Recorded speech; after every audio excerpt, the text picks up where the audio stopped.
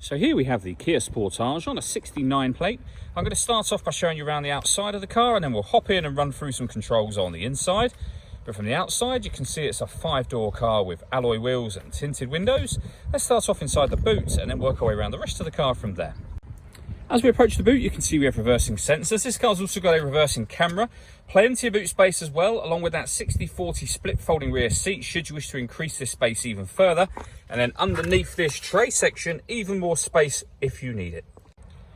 Okay, so we're just about to work our way around to the front of the car, and then we'll hop in and run through some controls on the inside. But now that we've done a full circle of it, you can see it's in excellent condition the whole way round.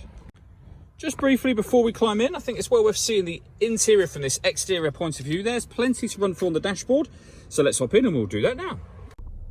Okay, now that we're inside the car, we're going to start with the dials. On the left-hand side, we have the rev counter, and on the right-hand side, the speedometer and fuel gauge. In the middle, you can see the total miles for this car, which are 8,579.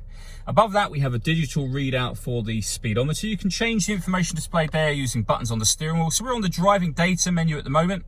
There are other menus available, so satellite navigation, various things like your attention level, for example. You can change that information, tyre pressures and lane assist as well.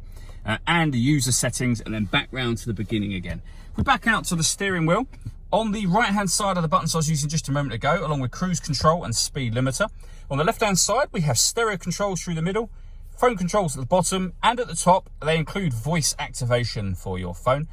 You need to pair your phone up before you can use that, of course, and that is done on the touchscreen over in the center. Hit the phone icon and then you'd hit add new. We're going to hit cancel for the time being. Just going to turn the temperature down. We'll come to the controls for temperature in just a moment, but I just wanted you to see that any adjustment you make to the temperature is shown on the screen just here. When it comes to music in this car, we have the radio, of course, and that comprises of DAB, FM and AM radio. If you want to listen to your own music, you can do. At the moment, there's nothing connected, so you can't select that, but you can connect up a USB device. You can stream your music wirelessly via Bluetooth audio as well. And this car's got Android Auto and Apple CarPlay. If you connect up your smartphone, you can use those systems. We've also got satellite navigation. There's a full video showing how that works on our website and also on our YouTube channel as well. If I pop the car into reverse, you'll see the full color reversing camera with guidelines that show you what direction the car is headed in relation to the image that's being shown on the screen.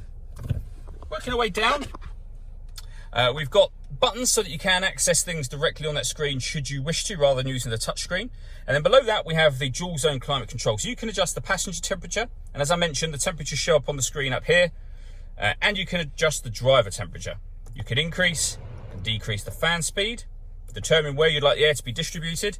When you're happy with those settings, this button turns the air conditioning off or back on again. You can recirculate the air that's in the car. That's a great way of heating up or cooling it down quickly depending on the temperature you've set. Or you can hit auto. In doing so, the car will now take control of the fan speed and the direction of the air to maintain the temperatures that you've asked for. So override it, readjust the fans and put it back on your own setting here, and you'll see auto has now gone out. We have heated driver's seat with 3 different heat settings, and the same on the passenger side. We have a 12-volt charging socket, USB input and another 12-volt charging socket. A 6-speed manual gearbox, next to which we have these 2 buttons here. So this one turns the parking sensors off and on, and this one will turn on. If I show you up on here, it turns on the downhill brake control, which is signified by that green symbol, and it will turn it off again. All that leaves me to say is thank you for taking the time to watch this video. If you'd like to come and see the car for yourself and have a test drive, please feel free to call any of our MJA sites. We'd love to hear from you soon.